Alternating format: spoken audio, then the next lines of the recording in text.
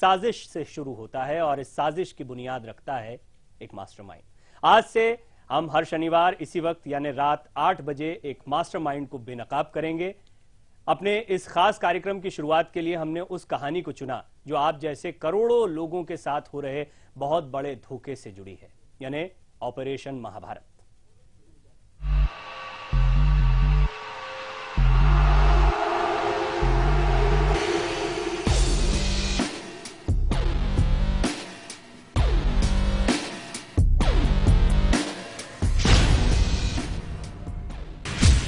ये sting operation जनहित में किया गया है।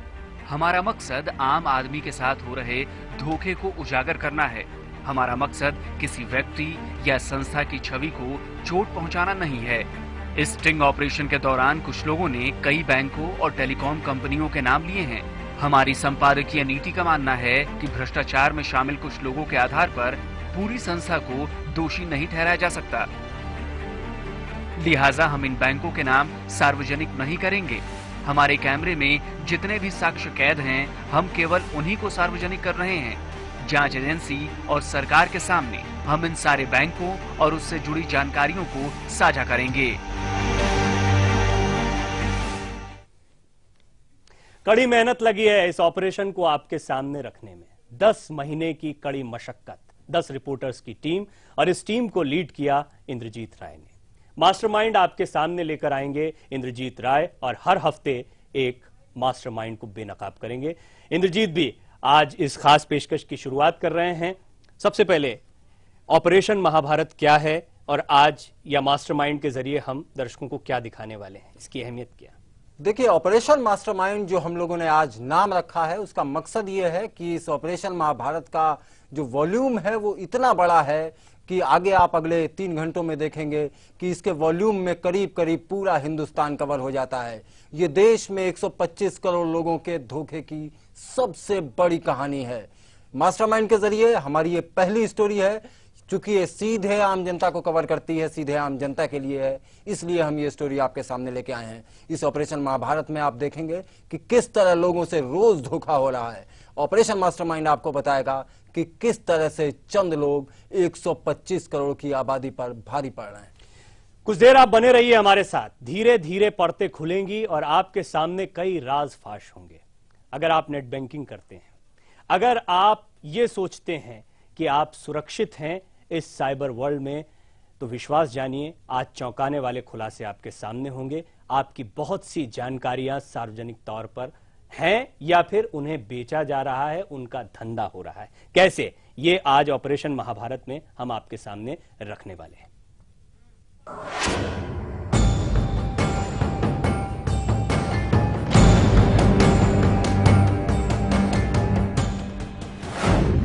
देश के 50 करोड़ घरों में चोरी,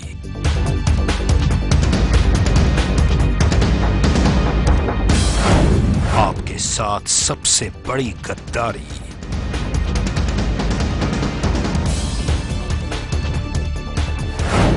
आपके घर का भेदी कौन?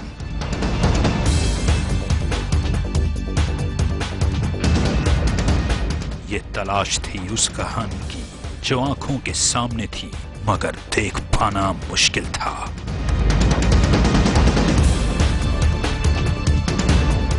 हमारी मंजिल थे कुछ ऐसे किरदार जिनकी न कोई शक्ल है, न कोई पहचान है और न कोई ईमान।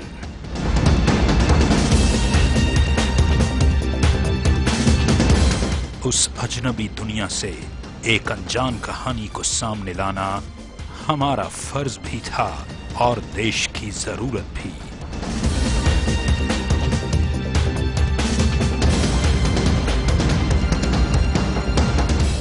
ये वो दुनिया है जहां हमारे आपके, हम सबके भरोसे का कत्ल रोज होता है। हर रोज देश के 50 करोड़ से भी ज्यादा घरों में चोरी होती है। मेरे हाथ में जो कागज मौजूद है उसमें आपकी जिंदगी के कई राज मौजूद हैं। वो राज जो आपको बर्बाद कर सकते हैं, वो राज जो आपने अपने अलावा किसी को भी आज तक नहीं बताया। तो सवाल पैदा होता है कि ये राज मेरे पास कैसे पहुंचे। इसका जवाब आपको जल्दी ही मिल जाएगा। 10 महीने की तफ्तीश, न जाने कितने किरदारों की पड़ताल, न जाने कितने ठिकानों की खाक छानने के बाद हमें उस दुनिया की दहलीज दिखाई दी जहां देश के 125 करोड़ लोग कंप्यूटर की चंद फाइलों में कैद हैं।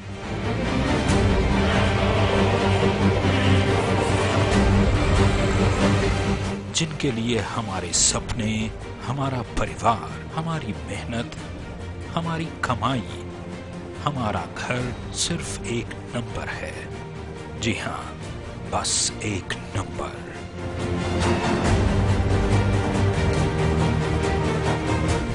वो हाथ किसके हैं हम नहीं जानते, मगर इतना जरूर जानते हैं कि अगर वो राज किसी गलत हाथों में आए तो सिर्फ एक क्लिक हमारे सपनों की दुनिया में कयामत ला देगा।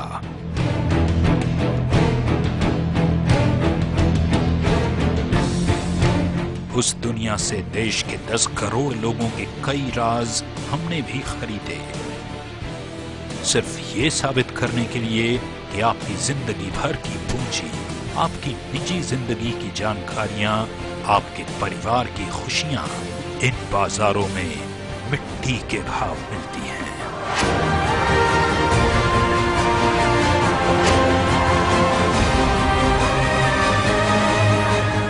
शैलेंद्र नेगी के साथ इंद्रजीत राय, लाइव इंडिया, दिल्ली।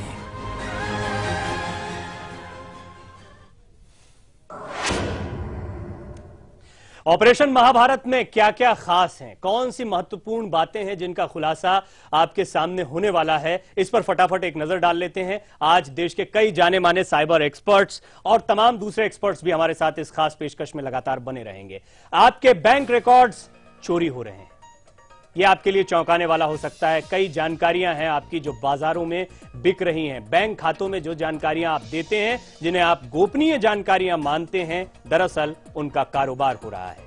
आपके डेबिट क्रेडिट कार्ड की जानकारी बेची जा रही है, यानी साफ है कि आपका बैंक खाता खतरे में है। यह है ऑपरेशन महाभारत। लाइव इंडिया के पास एक नहीं, दो नहीं, हजार नहीं, लाख नहीं, बल्कि करीब 10 करोड़ लोगों की जानकारियां मौजूद हैं। और ये जानकारियां बाजार में बेची जा रही हैं। इनके कई इस्तेमाल हो सकते हैं और जाहिर सी बात है इनके बुरे या खराब इस्तेमाल ज्यादा हो सकते हैं। ये निजी तौर पर आपके लिए तो खतरनाक है ही, लेकिन इंद्रजीत साथ ही साथ देश के लिए भी ये एक बहुत बड़ा खतरा है, एक बहुत महत्वपूर्ण ऑपरेशन है, बड़ा संवेदनशील ऑपरेशन है। इसीलिए देश की कई जानी मानी हस्तियां, कई जाने माने साइबर एक्सपर्ट्स हमारे साथ आज इस खास पेशकश में जुड़ रहे हैं। मैं सबका तारुफ एक एक करके आपके साथ करवा रहा हूं, क्योंकि बैंक से जुड़ा हुआ मामला है, इसलिए कई बैंकों से जुड़े हुए मेहमान भी हमारे साथ मौजूद हैं। वीके सूरी साहब हैं जो कि फॉर्मर जीएम हैं ओरिएंटल बैंक के। हमारे साथ सैयद जफर इस्लाम साहब हैं जो कि फॉर्मर सीएमडी हैं डच बैंक के। हमारे साथ हरविंदर सिंह जी हैं जो कि जनरल सेक्रेटरी हैं ऑल इंडिया बैंकिंग एसोसिएशन के। हमारे साथ मोनिक मेहरा हैं जो कि साइबर एक्सपर्ट हैं। हमारे साथ AK सूद साहब हैं जो कि रिटायर्ड जनरल मैनेजर हैं RBI के। हमारे साथ प्रदीप कुमार यादव मौजूद हैं जो कि पुलिस अधीक्षक हैं कंप्यूटर उत्तर प्रदेश पुलिस के। हमारे साथ न्यूटन सिद्धू मौजूद हैं जो कि देश के जाने माने साइबर क्राइम एक्सपर्ट हैं। हमारे साथ आदित्य जैन भी मौजूद हैं जो कि साइबर इंटेलिजेंस एक्सपर्ट हैं। आप सभी मेहमानों का बहुत बहुत स्वागत है। और इंद्रजीत, क्योंकि ये पूरा ऑपरेशन आपने किया, आपकी टीम ने किया, इसलिए शुरुआती कमेंट में आपसे जानना चाहूंगा, क्या अभी तक इसके कई बड़े खतरे देखने को मिल चुके हैं या फिर इस ऑपरेशन के बाद हम किसी बड़े खतरे को रोक पा रहे हैं? जी देखिए, ये ऑपरेशन सिर्फ 125 करोड़ आबादी के लिए खतरा नहीं है, ये ऑपरेशन एक पूरे मुल्क के लिए खतरा है। इस ऑपरेशन के जरिए हम आपको दिखाएंगे कि कैसे हिंदुस्तान पर एक बहुत बड़ा साइबर खतरा मंडरा रहा है, कैसे हिंदुस्तान की अमन के ऊपर खतरा मंडरा रहा है, कैसे 125 करोड़ आबादी एक ही झटके में उसके सारे सपने चकनाचूर हो सकते हैं, और कैसे ये सारा खेल खेला जा रहा है। इस कहानी में सिर्फ आम आदमी का खतरा नहीं है, इस कहानी में आतंकवाद है, इस कहानी में एक मुल्क के खिलाफ हो रही साजिश है। आप इस बात का अंदाजा लगा सकते हैं कि आपने कई बिजनेसेस के बारे में सुना होगा, कई क्राइम हैं जिनके बारे में आपने सुना होगा, देखा होगा, लेकिन जिस तेजी से ये दुनिया बदल रही है, जिस तरह से साइबर वर्ल्ड हमारे आसपास देखने को मिल रहा है, साइबर क्राइम बढ़ता चला जा रहा है। इस इंडस्ट्री का अभी तक कोई नामकरण नहीं हो पाया है ठीक से, ना ही इस इंडस्ट्री के क्रिमिनल्स को कोई जानता है। लेकिन आज ऐसे कई चेहरे ऑपरेशन महाभारत के जरिए आपके सामने बेनकाब होने वाले हैं। नजर डालते हैं कुछ ऐसे ही चेहरों पर और शुरुआत करते हैं ऑपरेशन महाभारत की।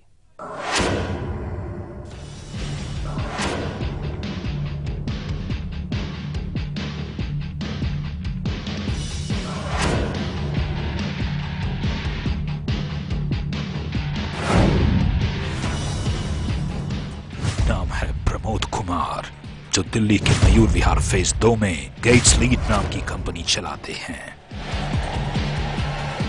बैंक और टेलीकॉम कंपनियों के रिकॉर्ड को गायब करने में महारथी प्रमोद से हमारी बातचीत 2 महीने से चल रही थी। यह हमारे सामने आने के लिए तैयार नहीं था। प्रमोद हमारी हर जानकारी को क्रॉस चेक कर रहा था। ये तसल्ली कर लेना चाहता था कि हम पुलिस या खुफिया एजेंसी के आदमी तो नहीं हैं। जब इसे इस बात का यकीन हो गया कि हम भी इसी धंधे के खिलाड़ी हैं, तब जाकर ये हमसे मिलने के लिए तैयार हुआ।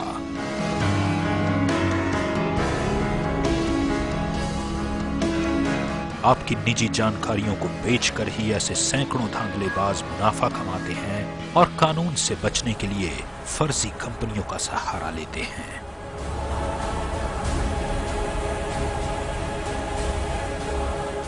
इन्हें बेपर्दा करने के लिए हमें भी एक बिजनेसमैन का नकाब पहनना पड़ा।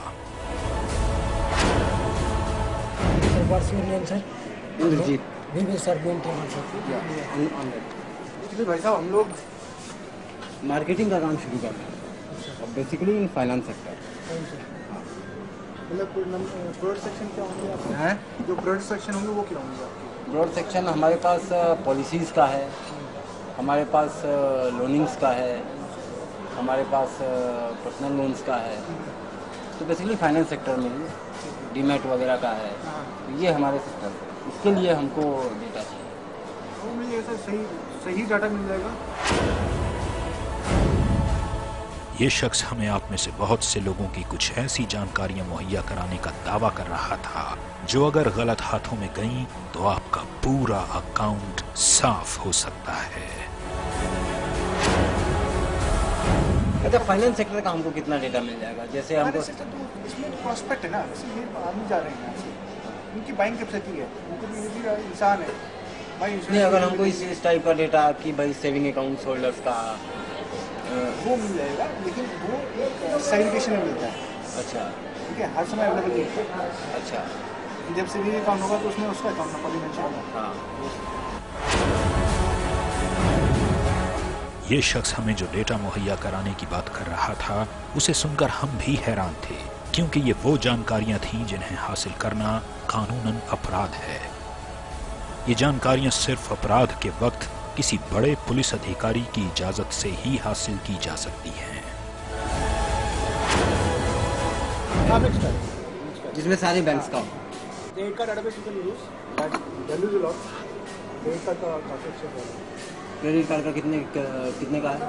क्रेडिट कार्ड जैसे आईसीआईसीआई बैंक का है, आपको पैन इंडिया चाहिए तो वो अलग फाइल है। बैंक का हमको इतना देखो, आप पहले ये डिसाइड कर लो कि आपको कितना बंच करना है। पहले एक कैंपेन करना है टेलीकॉलिंग। डील पक्की थी। इन धांधलेबाजों के रैकेट का एक सिरा हमें मिल चुका था और चंद पैसों के बदले हमें देश के करोड़ों लोगों की जानकारियां हासिल होने वाली थी। ठीक है, और बैंक अकाउंट होल्डर का उसका हमको कितना क्वांटिटी आप देंगे? सर कोई फिगर का पता नहीं, वो डिपेंड करता है, बहुत कम आती है। ये जो फाइल आती है बहुत कम आती है। नहीं, जो गुजरात वाला है आपके पास करीब कितना होगा? तो होगा 50,000 से 1,000 50,000 का। ठीक है। रुपये। और क्रेडिट कार्ड होल्डर्स और डेबिट कार्ड होल्डर्स होगा 20-25 लाख। 25 लाख सबका मिला कर। सबका मिला के। और debit card holders? Debit card वो सेम हो गया, बैंक अकाउंट सेम हो गया। सेम। बैंक अकाउंट और डेबिट कार्ड एक ही बात। एक ही बात। तो 10 हम आपको एडवांस दे दें या क्या, कैसे करें? आप बता दो सर। देखो मैं तो, देखो हमारा क्या है, सिंपल सा फंडा है। चाहिए तो 10 आप एडवांस ले लीजिए। जरा दिमाग पर जोर डालिए और सोचिए, जब आप किसी बैंक के कॉल सेंटर पर किसी सर्विस के लिए कॉल करते हैं तो आपसे क्या जानकारियां मांगी जाती हैं? आपका नाम, डेट ऑफ बर्थ, पिता, मां या पति का नाम, आपका पता, account number, debit card number. आप ये सुनकर हैरान रह जाएंगे कि करोड़ों लोगों की वो तमाम जानकारियां इस शख्स ने हमें चंद पैसों में बेच दी थी। शैलेंद्र सिंह नेगी के साथ इंद्रजीत राय, लाइव इंडिया, दिल्ली। ये देश के सबसे खौफनाक खुलासे का पहला किरदार था। इस किरदार से मिलने में हमें करीब 2 से ढाई महीने का वक्त लगा। इस किरदार से हमारी डील हुई। 25 से 30 लाख ग्राहकों का डेटा बेचने की बात ये प्रवीण जिस तरह से कर रहा है, 25 से 30 लाख लोगों की ये वो जानकारियां हैं जिनसे हम इनके अकाउंट को आसानी से हैक कर सकते हैं। मेरे पास एक रिपोर्ट है जो बताती है कि करीब 25,000 करोड़ रुपए 2013 में आम आदमी का पैसा साइबर क्राइम के जरिए गायब हो चुका है। आपके अकाउंट में रखा पैसा सेफ नहीं है, या फिर टेली कॉलिंग, टेली शॉपिंग, इस तरह के इस्तेमाल तो अपनी जगह है। जिस तरह से आपकी गोपनीय जानकारियां बाजारों में बेची जा रही हैं, उसका कितना खतरनाक इस्तेमाल हो सकता है, इसका अंदाजा लगाने भर से यह पता लग जाए कि ये जानकारियां हमारे देश के लिए भी बहुत खतरनाक हैं। और यही वजह है कि आज देश के कई जाने माने एक्सपर्ट्स हमारे साथ मौजूद हैं। साइबर इंटेलिजेंस एक्सपर्ट हैं न्यूटन सिद्धू साहब। मैं शुरुआत आपसे करना चाहूंगा। ये आपने, क्योंकि सभी से मैं छोटा छोटा कमेंट चाहूंगा, सिद्धू साहब शुरुआत आपसे। ये कितना खतरनाक है? ये चौंकाने वाला है या बड़े पैमाने पर चल रहा है लेकिन इस पर नजर नहीं जा रही किसी की? ये चौंकाने वाला तो है ही है, पर इसका लोगों को ये नहीं पता कि इसका नुकसान कितना ज्यादा हो सकता है। होता क्या है, लोग अपने बड़े आराम से तरीके से कोई फोन करता है, उनको बताते हैं कि हमारा ये फोन नंबर है, ये हमारा डेबिट कार्ड नंबर है, ये डिटेल्स हैं। वो क्योंकि बैंक की तरफ से फोन करते हैं, उनको ये नहीं मालूम कि बैंक कभी किसी को फोन नहीं करता। उनको चाहिए कि जो बैंक वाले इंफॉर्मेशन मांगते हैं वो एक बार जब लिख के दे दी, वो दोबारा क्यों मांग रहे हैं। वहां पे आके जब लोग ये अपनी इंफॉर्मेशन दे देते हैं, वहां पे थोड़ी कंफ्यूजन होती है लोगों को, फिर भी वो देते हैं बिकॉज उनको प्राइस मनी देते हैं। ऐसी कई चीजें आ जाती हैं। सिद्धू साहब, मेरा एक बड़ा सीधा सा सवाल है कि ये जानकारियां आखिर किस रूप में खतरनाक है? एक आदमी जिसकी जानकारी चोरी हो चुकी है, उसके साथ क्या क्या खतरे हो सकते हैं? उसका जैसे कि आपने कोई अपनी इंफॉर्मेशन दी उनको, वो इंफॉर्मेशन किसी ना किसी तरीके से आगे जाती है। उसके अकाउंट का आपने ईमेल आईडी दे दी, वो ईमेल आईडी के थ्रू उसके जितने अकाउंट्स, आजकल सब लोग अपनी चीजें ईमेल के ऊपर रखते हैं। अपने पासवर्ड्स हो गए, एटीएम का पासवर्ड हो गया, और इंटरनेट ट्रांजैक्शन के अपने पासवर्ड्स हो गए, सब उसी के ऊपर रखते हैं। और जैसे ही आपने अपनी ईमेल आईडी दी, आजकल ईमेल आईडी को हैक करने का एक फैशन सा हो गया है।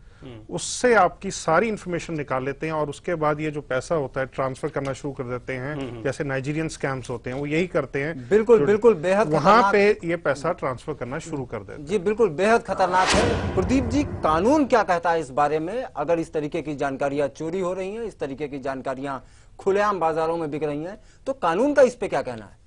देखिए, आईटी एक्ट उसके बाद इसमें अमेंडमेंट्स भी हुए हैं और इसमें बड़े स्ट्रिंजेंट प्रोविजंस भी रखे हैं। 2 साल की सजा से लेके इवन लाइफ इम्प्रिजमेंट तक भी है जैसे in case of cyber terrorism. But कानून तो अपनी चीजें हैं।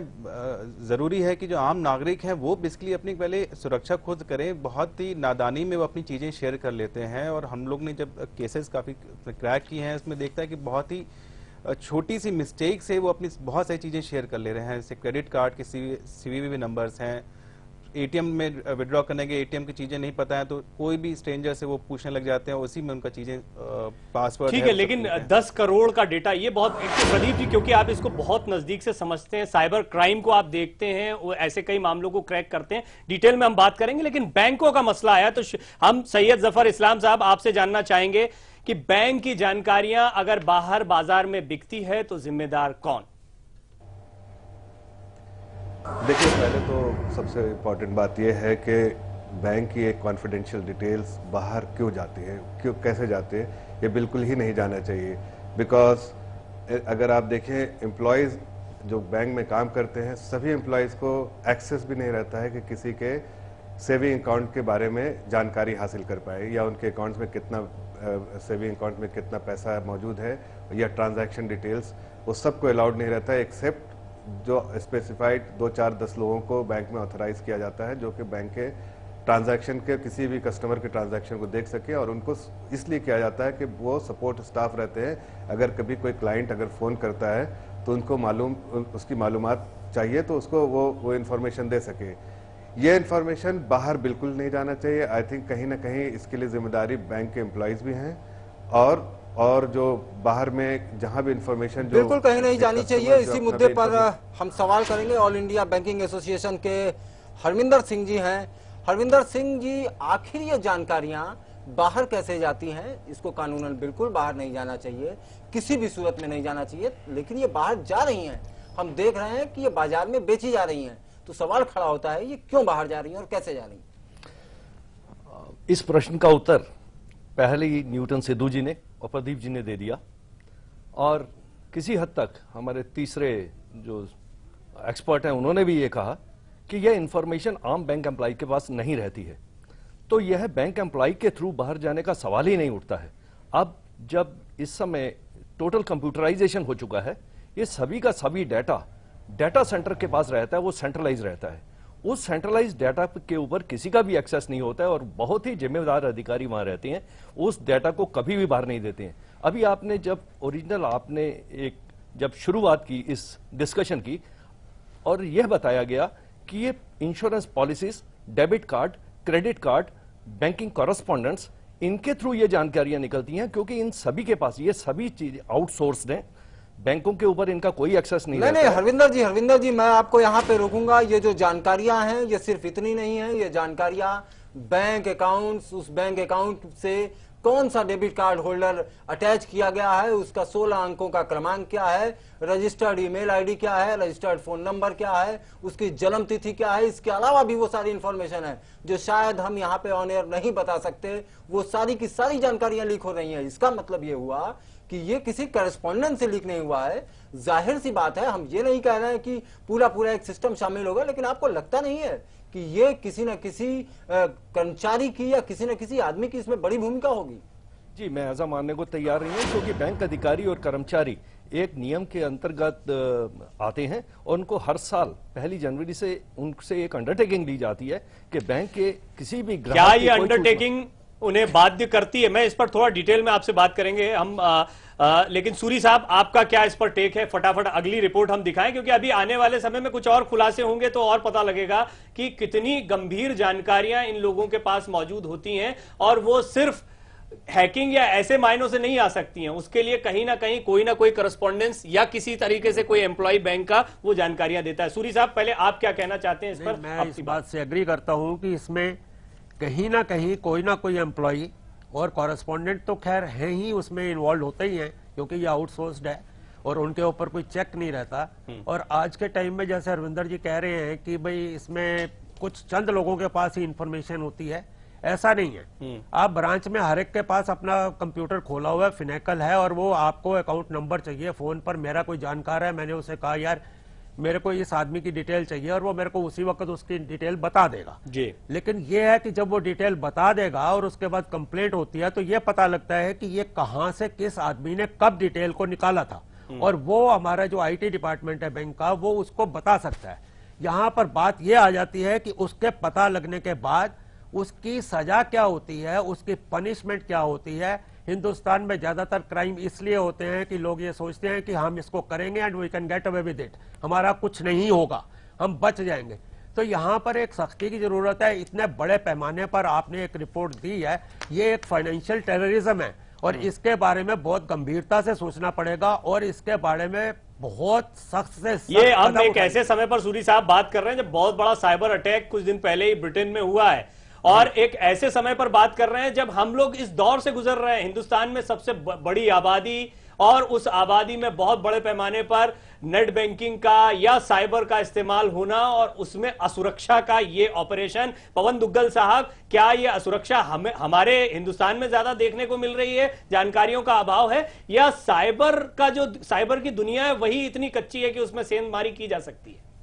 देखिए, साइबर की जो दुनिया है वो बहुत असुरक्षित है, इसलिए अगर आप जितनी भी सिक्योरिटी रखें, संभावित ये हो सकता है कि अगर आपके पास दिमाग है, अगर आपके पास टूल्स हैं, तो आप बढ़िया से बढ़िया सिक्योरिटी में भी सेंध लगा सकते हैं।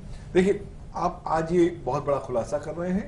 कुछ ही दिन पहले की बात है, ये 2-3 दिन पहले की बात है कि बहुत बड़े तादाद की जो क्रेडेंशियल्स स्टीलिंग की जो वारदात है वो सामने आई है, और इसमें साबित कर दिखाया है कि दुनिया के रशियन गैंग्स ने मिलकर दुनिया के 1.2 बिलियन क्रेडेंशियल्स, यूजर नेम्स और पासवर्ड्स, और यहां तक कि 5 करोड़ ईमेल आईडीज को चुराया।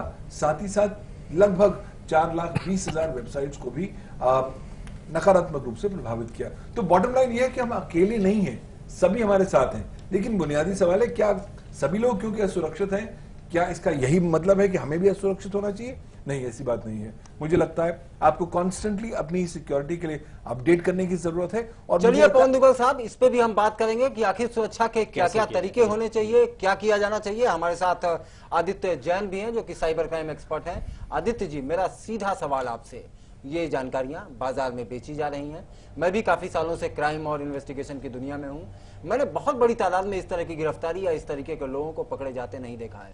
तो आखिर ये अपराधी खुलेआम इस तरह की जानकारियों को रोज बेच रहे हैं, रोज खरीद रहे हैं, कैसे हो रहा है ये? देखिए, जैसा पवन जी ने कहा अभी कि रशियन अटैक हुआ था रिसेंटली, उसी चीज में इंडिया के लोग भी चपेट में आए हैं, और इस पूरी चीज के लिए एक स्पेसिफिक ट्रोजन को यूज किया गया था जिसका नाम ब्रेसपॉस करके है, जिसमें हर एक सिस्टम को और आपके क्रेडेंशियल यूजर्स को भी इन्फेक्ट किया गया है। ये लोग बहुत ही ऑर्गेनाइज तरीके से इन क्रेडेंशियल्स को एक्सेस करते हैं।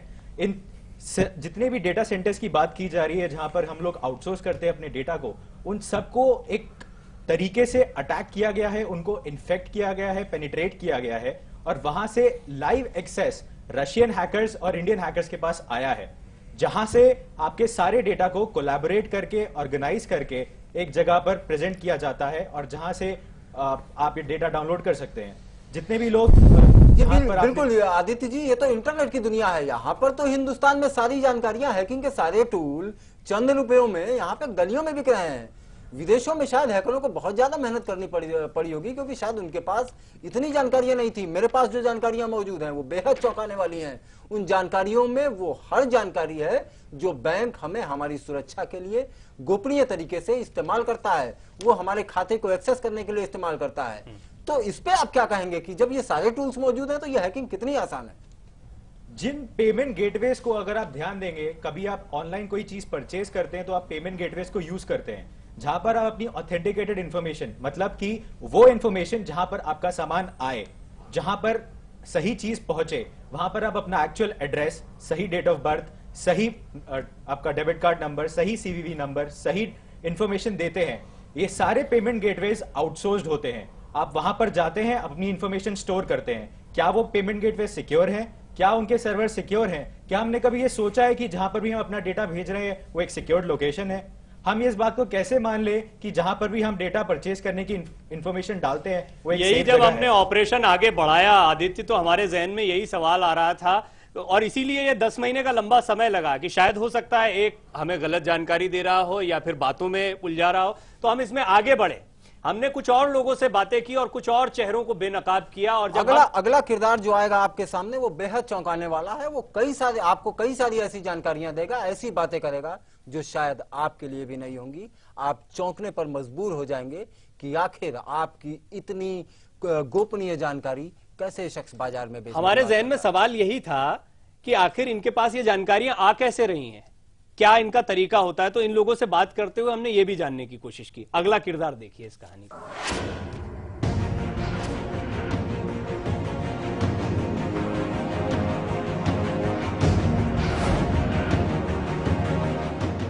इस धंधे के खिलाड़ी बेहद शातिर होते हैं।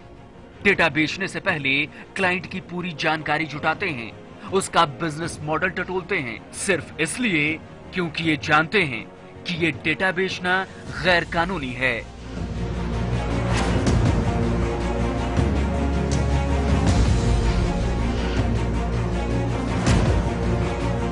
इसीलिए हम भी एक फर्जी बिजनेस मॉडल के साथ इस एजेंट के पास पहुंचे और ये जानने की कोशिश की कि आखिर ये डेटा इनके पास आता कैसे है और इसके तार कहां तक